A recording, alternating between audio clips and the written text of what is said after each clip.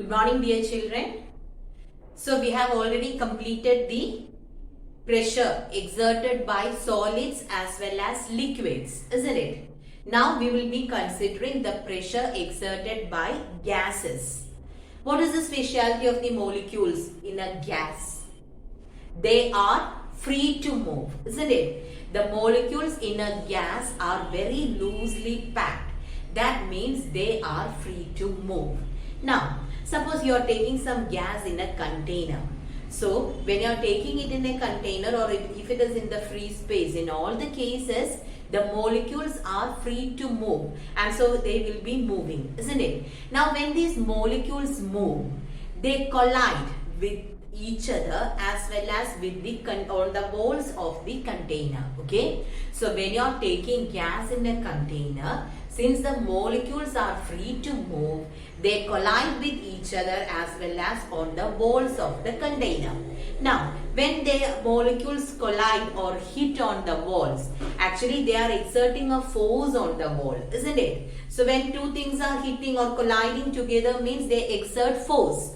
So the force exerted per unit area is pressure, isn't it? Force acting per unit area is pressure. Now, when these molecules collide on the walls of the container, they actually exert a pressure there. And it is due to this pressure that a balloon gets inflated when you are blowing air into it. When you are blowing air into a balloon, it gets inflated, isn't it? Or it gets bulged. What is the reason? Here, the molecules present in air are free to move. When they move, they collide on the walls of this balloon. Okay, it collides there and a pressure is exerted. And due to this pressure, the balloon gets inflated. Clear? Now, moving to the atmospheric pressure.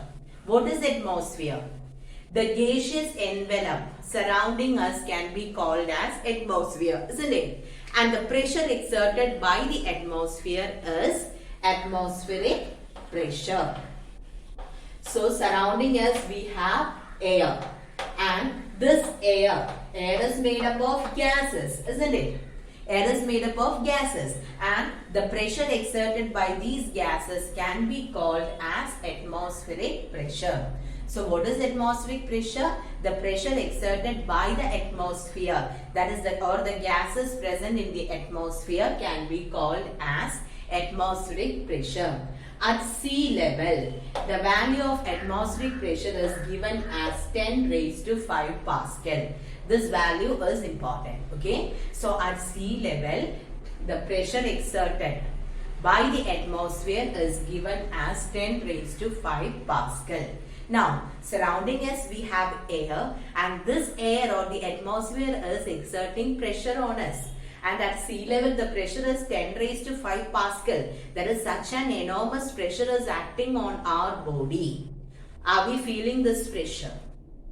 Do we feel the pressure exerted by the gases surrounding us? No.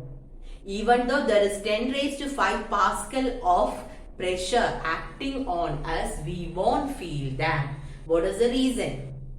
Because the fluids, blood and the other fluids present inside our body balances the pressure from outside. Okay, and this is the reason why we won't feel that much pressure. So, 10 raised to 5 Pascal is the pressure at the earth or at sea level. We are not feeling that enormous pressure because blood and the other fluids present inside the body balances the pressure from outside. Okay, and now when we are moving up, that is when altitude increases, pressure decreases. Can you tell me what is the reason? Pressure decreases with increase in altitude. So why? What happens when you are moving up? What happens to the density of air? Density of air decreases, isn't it? Here we have much amount of air, but when you are going up, the amount of air column surrounding us is decreasing. And who is exerting pressure here? The air or the gases present in the atmosphere, isn't it? Since the amount or the density of air decreases when we go up, What happens to the atmospheric pressure? It also decreases. Okay. So atmospheric pressure decreases with altitude since the density of air decreases. Clear? Now, in order to prove the existence of atmospheric pressure, we have an experiment. It is known as crushing tin can experiment. Okay? Crushing tin can experiment, and it's very important. This is the common example which we use in order to prove that air or the atmosphere exerts pressure. So now we will move to that experiment. For this, we will be taking a tin can. Okay? A metal can will be taken. We'll call it as tin can. So take this tin can. Let this be the lid of the can. Okay. Now, fill half of this can with water. We have taken a tin can and half of this can is filled with the water. Now, just apply heat from the bottom. Okay, you are heating it from the bottom. So when you are applying heat, what happens? The water present inside this can starts boiling, isn't it? So when water boils, steam is coming, steam will come. So once the vapor particles come out, that is once water starts boiling and the vapor comes out, just close the lid. Okay, close the tin with its lid. Now, you can stop heating it and then pour some cold water into it. Okay, on it. So you can pour some cold water on it. So what you can see is this tin can gets crushed. Crushed means what? Padingi pova. Okay. So it gets crushed. So I will repeat the experiment once again. I have taken a tin can. Half of this can is filled with water.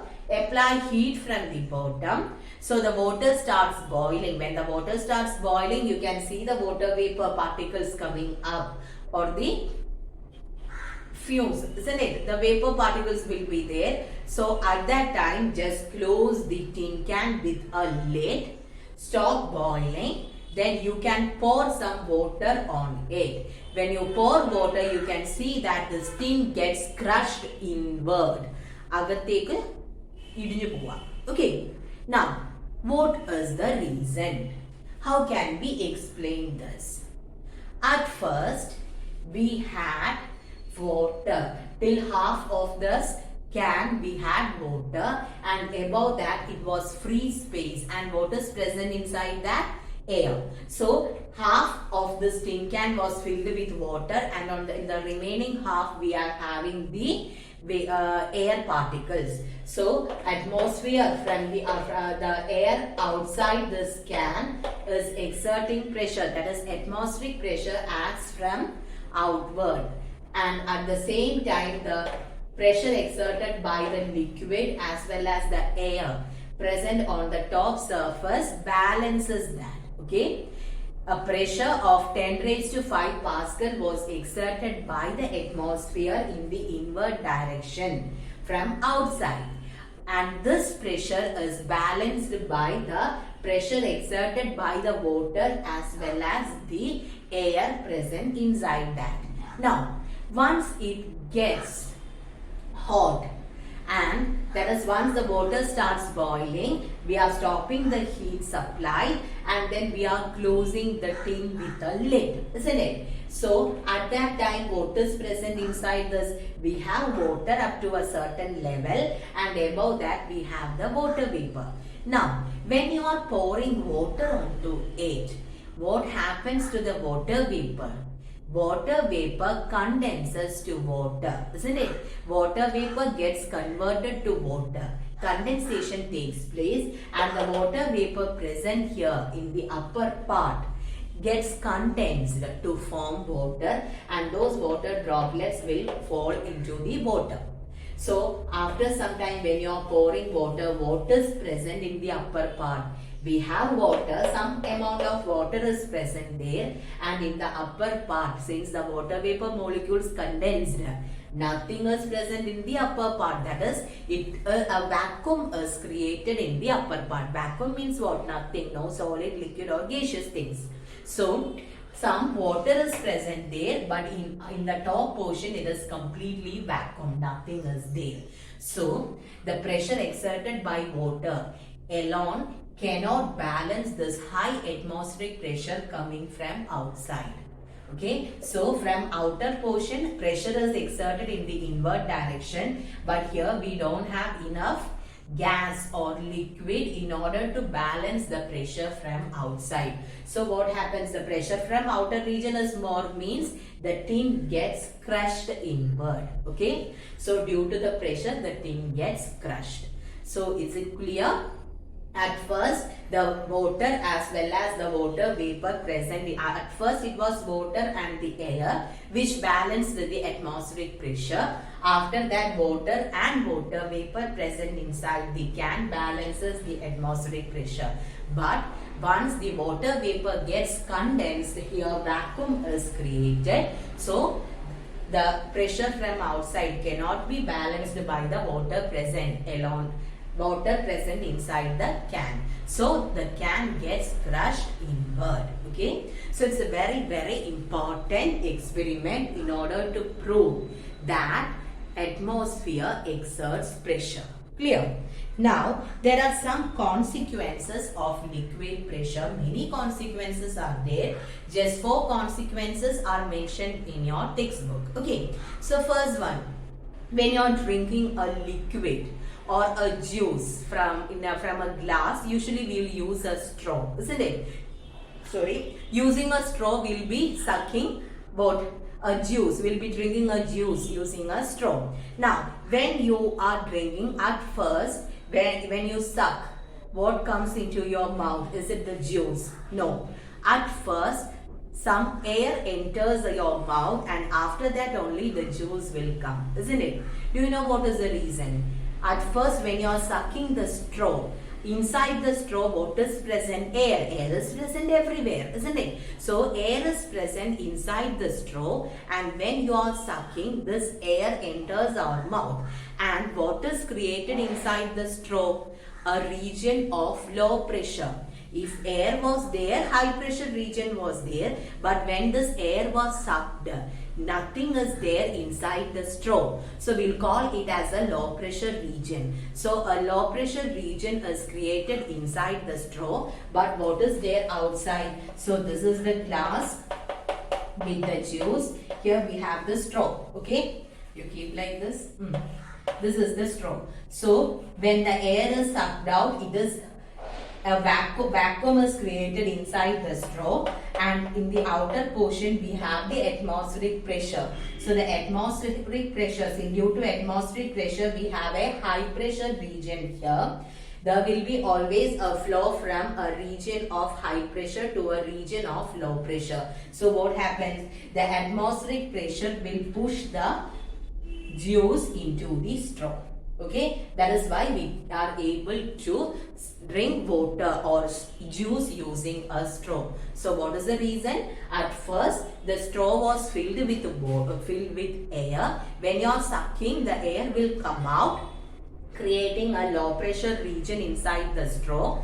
Then the atmospheric pressure will push the juice into the straw. Okay, now another one about the suckers, that is suction cups. Okay, have you seen the suction cups? Here we will press it on the wall and you can hang small objects on it. So what is the specialty of that? How the suction cups will remain on the wall? When you are pressing the suction cup, the air between the suction cup as well as the wall will move out, creating vacuum inside that. Okay, I think you understood what is a suction cup, a plastic thing, and on that a small hook will be there and you can hang small objects on it. Even these things are usually we'll keep it on mirrors, small suction cups. So when you are pressing, the air present between the wall as well as the suction cup will go out, creating a low pressure region or vacuum inside that. So when you take the hand, the cup will remain there itself because we have the pressure from outside to balance it. From the inner portion nothing is there. no pressure is exerted. If the pressure is there from the inner part, it will come down.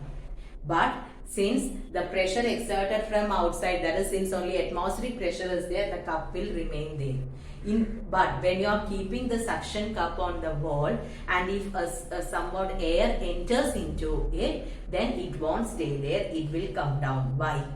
The air present between the wall and the suction cup will exert pressure outward, and it can balance the pressure from the outer region. So the suction cup will come down. Okay. Same thing in the case of ink fillers.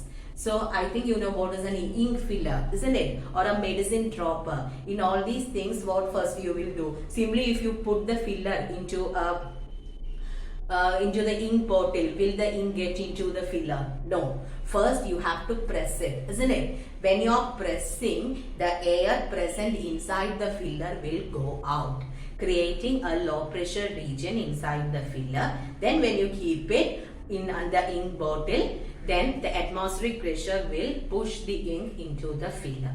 Okay. Same thing with the dropper, medicine dropper. First you will press the bulb. Then the air present inside it will go out. Then the atmospheric pressure will push the medicine into it. Okay. Now another example is about the fountain pens. When you are taking fountain pens to a greater altitude, leakage takes place. The ink will come out. The reason is when you are going up, what happens to the pressure?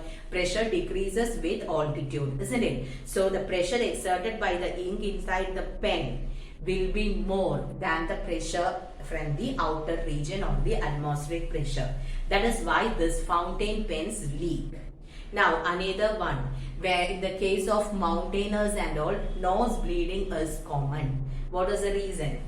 Nose bleeding is common for mountaineers. The reason is when you are moving upward, the pressure decreases. Already I told you the pressure exerted by blood and other fluids inside our body balances the atmospheric pressure. So when you are moving up, there won't be any change in the pressure exerted by the blood and other fluids in our body, but the pressure exerted by the atmosphere will be less. Okay. So the pressure inside the body is high. This results in the rupture of the blood vessels and nose bleeding takes place. Okay, so many examples are there in our day-to-day life to show or prove that atmospheric pressure exists, and then pressure decreases with altitude. Clear?